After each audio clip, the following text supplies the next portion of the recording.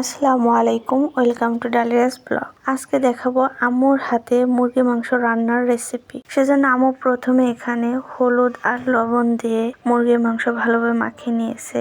তারপর কড়াইয়ে তেল দিয়ে পেঁয়াজ আর গরম মশলা একসাথে ভেজে নিচ্ছে। পেঁয়াজের কালারটা যখন বাদামি কালার হয়ে গেছে তখন এর ভিতর দিয়ে দিয়েছে জিরা বাটা, আদা বাটা, রসুন বাটা ও মরিচ বাটা।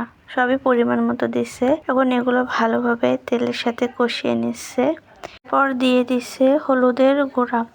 এখন সবকিছু ভালোভাবে নেড়ে স্বাদ মতো লবণ দিয়ে তারপর কষানোর জন্য পরিমাণ মতো পানি দিয়ে দিচ্ছে।